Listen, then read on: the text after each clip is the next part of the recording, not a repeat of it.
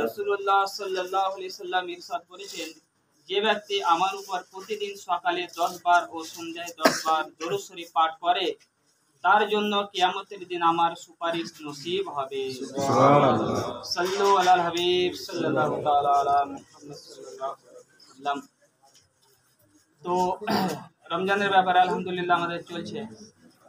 তো একটি রোজা নষ্ট করার ক্ষতি।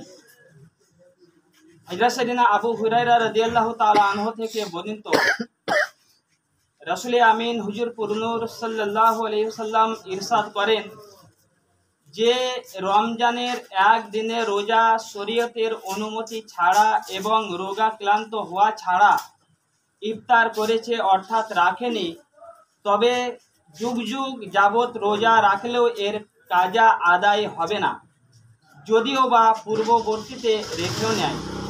অর্থাৎ সেই ফজিলত যা রমজানুল মুবারকে রোজা রাখার জন্য নির্ধারিত ছিল এখন তা কোনোভাবেই পাওয়া যাবে না। তো আমাদের রোজা মাপ তখনই আছে যে রোজা রাখলে অসুখ বেড়ে যাবে বা হয়তো দূরে কোথাও সফর করছে, তখন আমাদের জন্য মাপ আছে, তাছাড়া মাপ নেই। অনেকে আছে যে আপনার হয়তো আল্লাহ না করে 2-1 টাইমে নামাজ কাজা হয়ে যায় বা হয়তো জানেও না, তো রমজানে রোজার সঙ্গে আপনার এই নামাজের কোনো সাথ নাই। তো উপর করে ঝুলানো মানুষ যারা রোজা রেখে যথাযথ অপারগতা ছাড়া ভঙ্গ করে তারা যেন আল্লাহ তাআলা কহর ও গজবকে ভয় করে। যেমনটি হযরত সাইয়েদনা আবু উমামা বাহলি রাদিয়াল্লাহু তাআলা আনহু বলেন, নবী করিম রউফুর রহিম সাল্লাল্লাহু আলাইহি সাল্লামকে এরূপ ইরশাদ করতে শুনেছি, আমি ঘুমিয়েছিলাম, তখন স্বপ্নে 2 জন লোক আমার নিকট আসলো এবং আমাকে এক দুর্গম পাহাড়ে নিয়ে গেল। যখন আমি পাহাড়ে মাঝি অংশে পৌঁছলাম তখন সেখানে খুবই ভয়ঙ্কর আওয়াজ আসছিল। আমি বললাম, এসব কিসের আওয়াজ? তখন আমাকে বলা হলো যে এটি জাহান্নামীদের আওয়াজ। এতবার আমাকে আরও সামনে নিয়ে যাওয়া হলো। তখন আমি এমন কিছু লোকের পাশে দিয়ে গেলাম যে তাদেরকে তাদের গোড়ালির শিরায় বেঁধে উপর করে ঝুলানো হয়েছে এবং তাদের চোয়াল ফাটিয়ে দেওয়া হয়েছে, ফলে তা থেকে রক্ত প্রবাহিত হচ্ছিল। তখন আমি জিজ্ঞাসা করলাম, এরা কারা?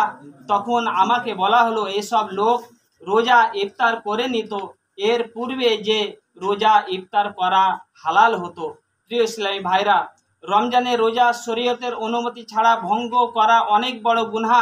সময় হবার পূর্বে ইফতার করা অর্থ হচ্ছে যে রোজা তো রেখেছে কিন্তু সূর্যাস্তের পূর্বে জেনে শুনেই কোনো যথাযথ অপারগতা ছাড়াই ভঙ্গ করে ফেলল।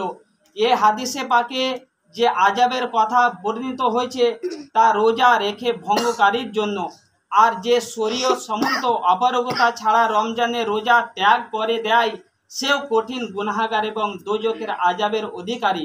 রাসূলুল্লাহ সাল্লাল্লাহু আলাইহি সাল্লামের ওসিলায় আমাদেরকে তার কহর ও গজব ক্রোধ থেকে রক্ষা করুক।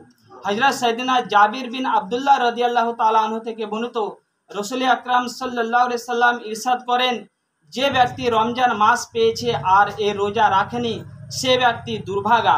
যে ব্যক্তি আপন মাতা পিতাকে কিংবা উভয়ের একজনকে পেয়েছে কিন্তু তাদের সাথে সদ্ব্যবহার করেনি সেও দুর্ভাগা।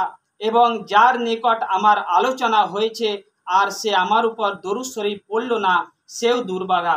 হযরত সাইয়েদনা আবু হুরায়রা রাদিয়াল্লাহু তাআলা আনহু থেকে বর্ণিত, রাসূলুল্লাহ সাল্লাল্লাহু আলাইহি সাল্লাম ইরশাদ করেন, ওই ব্যক্তির নাক মাটিতে মিশে যাক যার নিকট আমার আলোচনা করা হলো, তবে সে আমার প্রতি দরুদ শরীফ পাঠ করল না, এবং ওই ব্যক্তির মিশে যাক যে রমজানের মাস পেয়েছে এতবার তার মাগফিরাত হওয়ার পূর্বেই অতিবাহিত হয়ে গেল। আর এ ব্যক্তি নাক মাটিতে মিশে যাক যার নিকট তার পিতামাতার বার্ধক্যের পৌঁছে এবং তার পিতামাতা জান্নাতে প্রবেশ করায়নি, অর্থাৎ বৃদ্ধ মাতা পিতার সেবা করে জান্নাত অর্জন করেনি। সাল্লু আলাল হাবিব সাল্লাল্লাহু তাআলা আলা মুহাম্মদ সাল্লাল্লাহু আলাইহি ওয়াসাল্লাম।